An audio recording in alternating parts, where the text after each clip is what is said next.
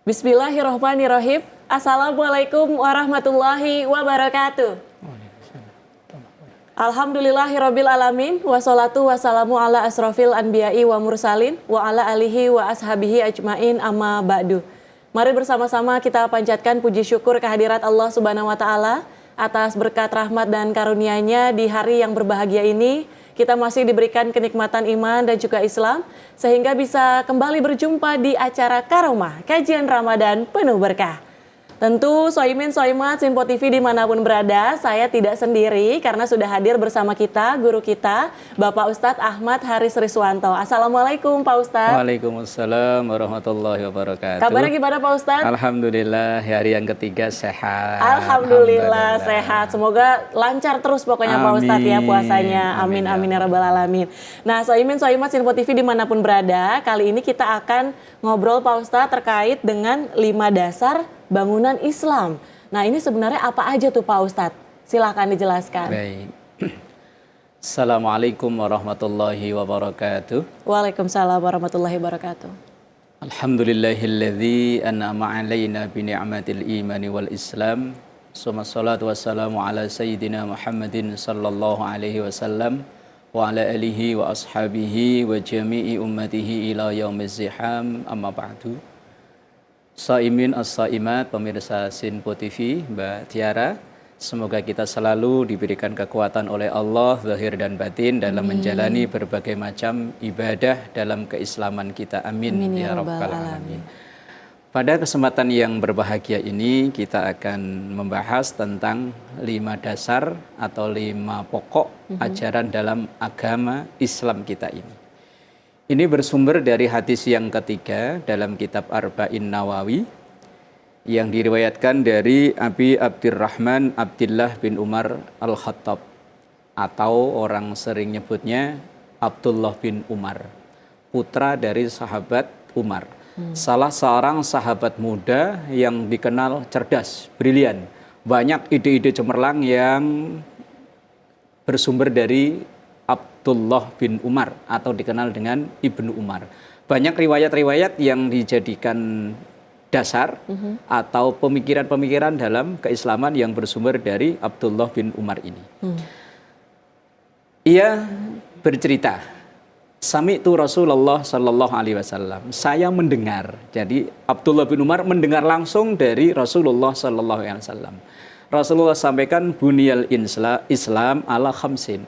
Islam ini ibarat bangunan dibangun berdiri tegak karena ada 5 elemen bangunan yang saling mendukung antara satu dengan yang lainnya. Apa itu yang pertama? Syahadatu an la ilaha illallah wa anna Muhammadar Rasulullah, yaitu 2 kalimat syahadat. 2 kalimat syahadat ini ibarat sebagai password. Seseorang itu dikatakan Islam atau tidak, ya gara-gara 2 kalimat syahadat ini. Ketika dia membaca 2 kalimat syahadat, berarti dia udah megang password keislaman itu. Berarti dia sudah menyatakan diri sebagai seorang Muslim. Awal pokoknya asal dia udah bersyahadat dengan seyakin-yakinnya, maka dia sudah menjadi Muslim. Kemudian apakah cukup hanya dengan bersyahadat? Tidak. Enggak. Ibarat bangunan, syahadat ini baru pondasi. Lah kemudian yang kedua, wa iqamis shalah, mendirikan sholat. Nah ini yang perlu kita cermati Mbak Tiara. Setiap kali Al-Quran atau hadis membahas tentang sholat, memakai lafadz koma. Koma itu artinya berdiri. Maka kadang aqamus shalah, yuqimunas shalah, tidak pernah memakai lafadz yaf'alu atau fa'ala. Fa'ala atau yaf'alu itu artinya mengerjakan. Kenapa selalu memakai mendirikan bukan mengerjakan? Begini, kalau mengerjakan itu seseorang yang penting dia sholat.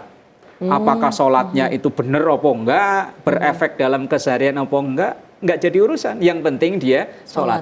Padahal yang dikehendaki bukan itu. Maka memakai redaksi lafadz wa iqamus shalah, mendirikan sholat. Yaitu orang yang sebelum sholat dia udah teliti dulu tentang kesucian pakaiannya, badannya, tempatnya, dan lain-lain. Artinya ia pelajari dulu ilmu-ilmu sholat itu. Ya sambil jalan dia melaksanakan sholat, maka lama-lama mendirikan. Kemudian dalam sholatnya juga diteliti itu makninahnya bagaimana, gerakannya bagaimana, udah benar apa belum, bacaannya sudah benar atau belum. Kemudian yang terpenting adalah pasca sholat nih. Setelah sholat ini efeknya apa sih? Dari pelajaran sholat yang ia ambil, lah itulah Islam yang bangunan yang kedua. Atau kemudian yang ketiga, wa ita'iz zakah. Membayar zakat. Ya alhamdulillah kita yang dikaruniai rezeki oleh Allah ya berbagi. Dalam Islam ada salah satu yang wajib namanya zakat. Kalau berbagi rezeki itu banyak ragamnya. Ada sedekah, ada infak, ada wakaf, ada macam-macam. Tetapi yang wajib zakat. Zakat ini terbagi menjadi dua. Ada zakat mal, zakat harta benda kita. Tapi tidak semua harta benda ini wajib dizakati, hanya harta-harta tertentu saja yang wajib dizakati. Itu pun kalau sudah nyampe ukuran tertentu, sudah berapa sih total kekayaan kita yang wajib dizakati? Nah, tidak semuanya. Nah, kemudian berangkat haji apabila mampu dan berpuasa di bulan Ramadan. Dalam teks hadis ini memang ada urutan yang berbeda. Kalau Mbak Aya bisa lihat. Biasanya itu kan puasa dulu baru haji. Tapi dalam teks ini riwayat Bukhari Muslim dalam urutan yang ketiga dalam kitab Arba'in Nawawi itu urutannya sedikit berbeda, yaitu haji dulu baru puasa. Lah, dalam haji itu ayatnya walillahi 'alan nas hajjul bait man istata'a ilaihi sabila. Hanya karena Allah. Kelanjutannya insya Allah di segmen berikutnya. Wallahu a'lam bishawab. Baik, terima kasih Pak Ustadz. Nanti kita akan lanjut ngobrolnya tetap di Karomah, kajian Ramadan penuh berkah.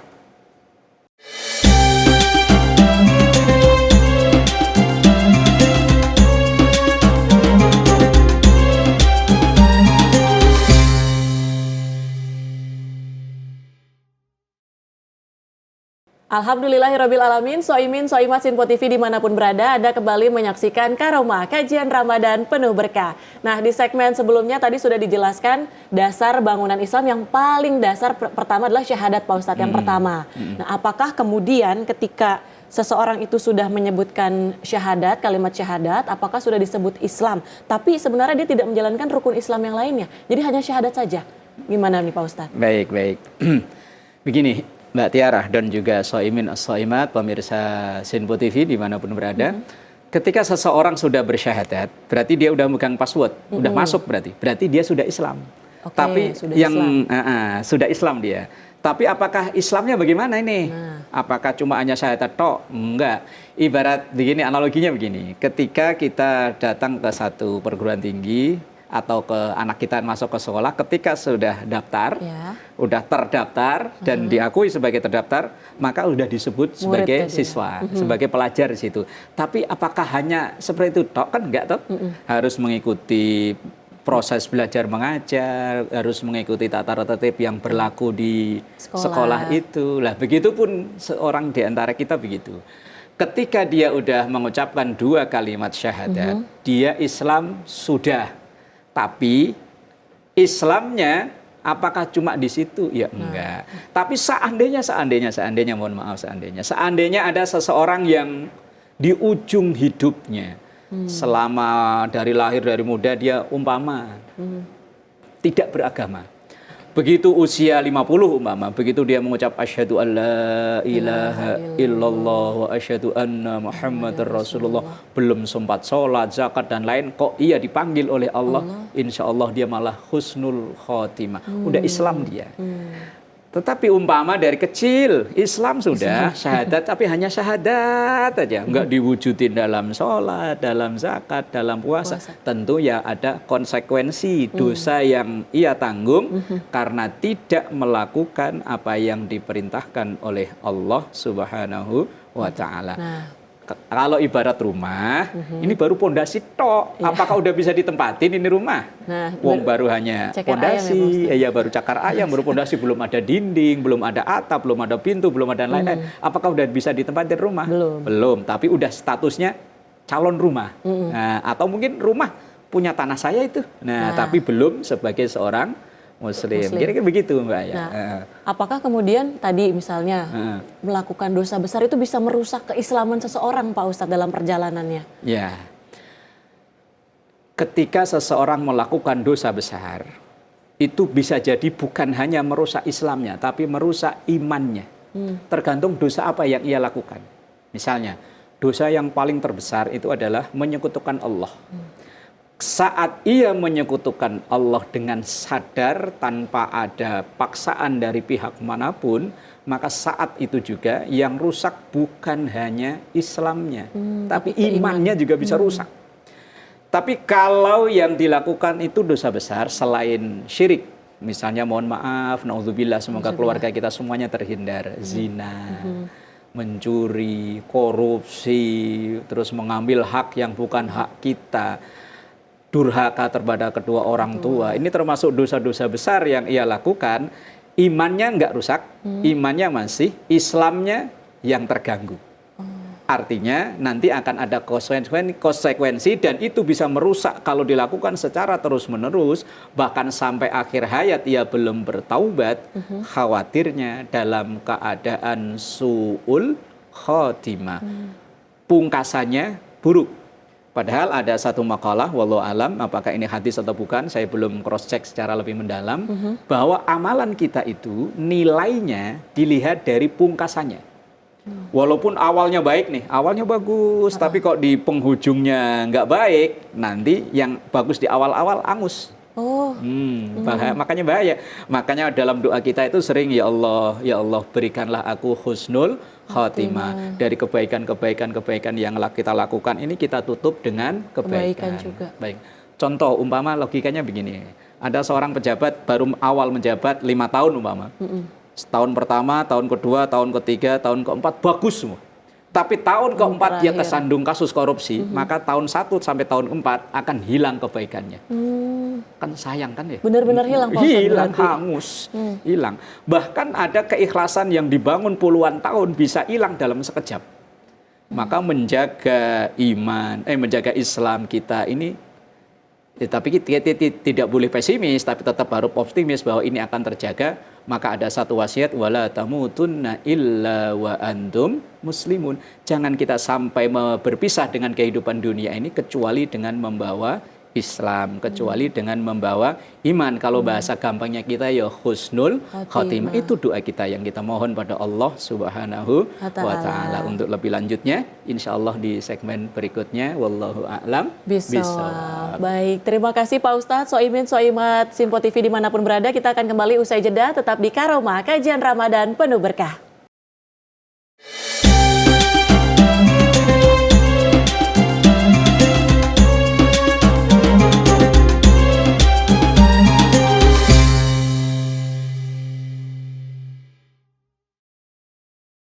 Alhamdulillahirrabbilalamin, Anda masih menyaksikan Karomah, kajian Ramadan penuh berkah. Nah Pak Ustadz, di segmen sebelumnya tadi sudah dijelaskan terkait dengan 5 perkara ataupun 5 dasar bangunan Islam seperti itu Pak Ustadz. Tapi kenapa sih Pak Ustadz di antara 5 perkara tersebut jihad ini tidak termasuk di antaranya Pak Ustadz? Silahkan. Baik, jamaah yang dimuliakan Allah, Soimin, Soimat, pemirsa Simpo TV, Mbak Tiara, kenapa jihad nggak masuk ke dalam 5 bangunan pokok dalam Islam ini? Begini, jihad itu bisa masuk dalam 5 aspek bangunan ini. Rasulullah Shallallahu Alaihi Wasallam ketika mendakwahkan syahadat ya lewat jihad, mendakwahkan sholat ya lewat jihad, mendakwahkan puasa, zakat, haji ya lewat jihad. Lah jihad itu beda makna antara dulu dan sekarang. Kalau dulu di zaman Rasulullah, jihad itu ya dimaknai dengan perang, mengangkat senjata, berhadapan-hadapan langsung dengan musuh. Karena memang kondisinya saat itu ya begitu. Lah apakah sekarang jihad itu masih bisa dikonotasikan seperti itu? Ya tidak, berbeda. Jihad zaman sekarang kalau saya misalnya sebagai seorang suami, ya tentu jihad saya adalah menafkahi anak istri saya dengan rezeki yang halal. Jihad saya adalah kemudian mengarahkan anak saya, istri saya untuk jalan yang diajarkan oleh Allah dan Rasul-Nya. Kemudian Kalau Mbak Tiara sebagai seorang istri, jihadnya ya patuh dengan suami, mendidik anak dengan baik. Kalau ada pekerjaan kita jalani pekerjaan kita dengan maksimal mungkin, dengan totalitas, itulah jihad kita. Nah, jihad itu kalau boleh diartikan, jihad itu memaksimalkan potensi. Nah, dalam bersyahadat itu dulu Rasulullah ya berjihad.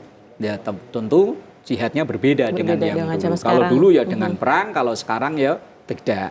Makanya kalau orang tinggal di Indonesia, negara damai, negara yang aman, tentram, nggak ada apa-apa, kok mengartikan jihad dengan, mohon maaf, yang dulu pernah ada kasus sampai bom bunuh diri. Jihad salah alamat. Itu bukan jihad di jalan Allah, tapi dulu katanya di jalan Tamrin. Salah. Ya kalau jihad di jalan Allah nggak seperti itu. Kalau kita di Indonesia lain dengan saudara kita yang di negara lain yang mungkin masih mengalami seperti kita dulu sebelum tahun 45. Ya jihadnya seperti itu. Lah kalau sekarang tidak. Sudah merdeka. Sudah merdeka. Maka jihadnya tergantung profesi kita sehari-hari apa. Kalau seorang pelajar ya belajar dengan baik. Seorang pendidik yang mendidik dengan baik. Seorang karyawan dia bekerja dengan baik. Seorang dai ya berdakwah dengan jujur dengan baik. Lah itulah jihadnya. Jadi jihad itu tidak harus selalu dengan pedang dan lain-lain. Ya, begitu kira-kira kalau masalah jihad. Kemudian Mbak Tiara, tadi di masalah rukun Islam itu ada satu yang teksnya langsung to the point, perintahnya maksudnya, yaitu tentang haji. Walillahi 'alan nasi hajjul bait man istata'a ilaihi sabila. Atau dalam ayat lain, wa atimmul hajja wal umrata lillah. Walillah, to the point, laksanakan hanya karena Allah. Ayat yang kedua, wa atimmul hajja wal umrata, sempurnakan haji dan umroh hanya karena Allah. Kalau perintah-perintah yang lain memang diperintahkan ikhlas, tapi ayatnya tidak to the point. Tapi kalau haji langsung to the point. Loh, kenapa? Logika gampangnya begini. Umpama kita sedekah hari ini belum ikhlas, gantinya gampang. Nanti 5 menit kemudian kita bisa sedekah lagi. Sholat umpama zuhur kita sholat nggak begitu bagus, nanti asar waktunya deket. Coba kalau haji, biayanya udah besar. Nunggunya bertahun-tahun. Konon katanya di Indonesia ini sampai puluhan tahun. Umroh walaupun langsung bisa berangkat tapi biayanya nggak sedikit, kemudian tenaga yang dikeluarkan, meninggalkan keluarga, meninggalkan pekerjaan dan lain-lain. Lah maka kalau tidak walillah, hanya karena Allah, betapa ruginya, betapa ruginya. Walaupun ibadah-ibadah ya ini yang sama, rugi sebetulnya kalau tidak lillah. Maka mungkin dulu di episode pertama ketika kita membahas tentang bahwa semua amal itu tergantung dari niatnya, haji pun itu seperti itu, malah langsung to the point. Nah kemudian puasa Ramadan yang hari ini kita jalani ini termasuk dari pilar rukun Islam itu sendiri. Kalau kok terlewatkan ada konsekuensi. Jamaah yang dimuliakan Allah dan juga soimin soimat pemirsa Sifo TV, insya Allah suatu saat nanti kita bahas lebih mendalam tentang konsekuensi orang yang berpuasanya bermasalah. Insya Allah suatu saat nanti kalau kita sehat panjang umur, dan semoga itu yang kita mohon pada Allah Subhanahu Wa Taala. Wallahu a'lam bishawab. Baik, terima kasih Pak Ustadz. Semoga di episode Karomah kali ini bisa bermanfaat bagi seluruh soimin soimat Sinpo TV dimanapun berada. Akhir kata saya Tiara Dianti mewakili seluruh kerabat kerja yang bertugas pamit undur diri. Terima kasih. Wassalamualaikum warahmatullahi wabarakatuh. Nastaghfirullahaladzim lakal ma'bud ya dzal jalali wal ikram. Bismillahirrahmanirrahim. Alhamdulillahi rabbil alamin. Allahumma salli ala sayyidina Muhammad wa ala ali sayyidina Muhammad. Rabbana zalamna anfusana wa illam taghfir lana wa tarhamna lanakunanna minal khasirin. Rabbana ighfir lana dhunubana wa israfana fi amrina wa thabbit aqdamana wansurna 'alal qaumil kafirin. Rabbana hab lana min azwajina wa dhurriyyatina qurrata a'yun waj'alna lil muttaqina imama. Rabbana atina fid dunya hasanah wa fil akhirati hasanah wa qina adzabannar. Sallallahu alaihi sayyidina Muhammad wa ala alihi wa sahbihi wasallam.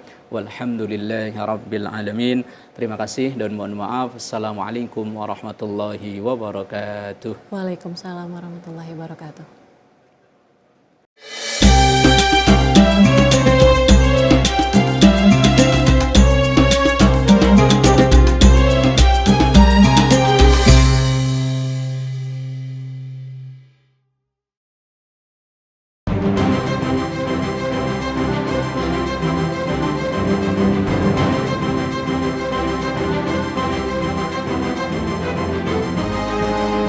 Simple TV, News, Sport, Entertainment.